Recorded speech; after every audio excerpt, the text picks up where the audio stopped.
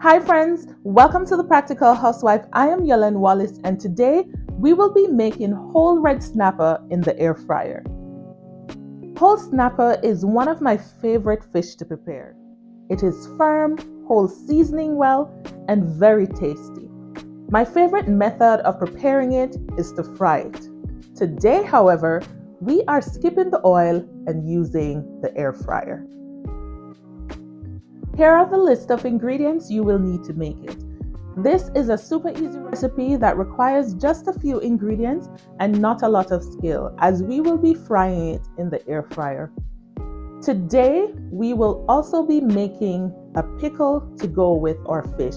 Now, this pickle that I will be making is traditional to Jamaica and it pairs beautifully with our red snapper. It is now time to prepare our fish, and first we will be making our paste. To make our paste, we will be using 1 tablespoon of each dry ingredient and 2 tablespoons of olive oil. And if it's not paste-like enough, you can use half a tablespoon more. The reason we are using a paste and not just the dry ingredients, the olive oil will help the skin to crisp up a little bit, and that's what I have used, and I find that it works perfect for the air fryer. Our paste is now done and I will just set this aside.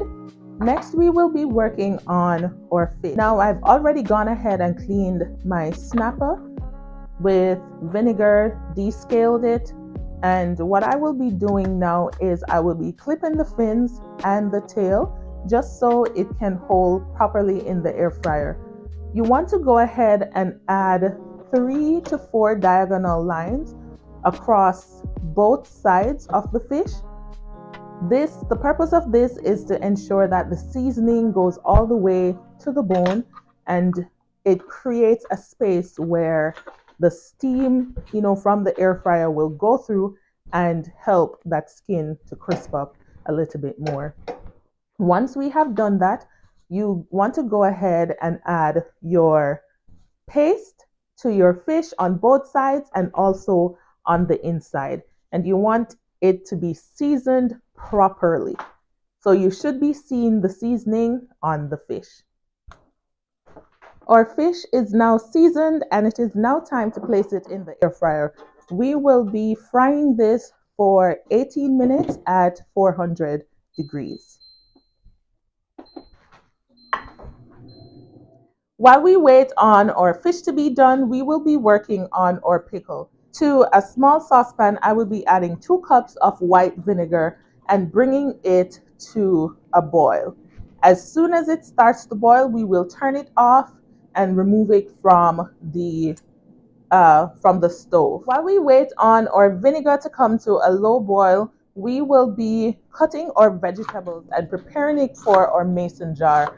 Now, I will be preparing more than I actually need today because I will be storing it in the refrigerator for other purposes. I may do fish next week. Some people I know, they use it on chicken as well, goat meat, whatever it is, it can be used to pair with a lot of things. So we want to go ahead and cut our vegetables and we will be packing it in a mason jar. And finally, once we are done with our vegetables, we will go ahead and pour the warm vinegar over our vegetables in the mason jar.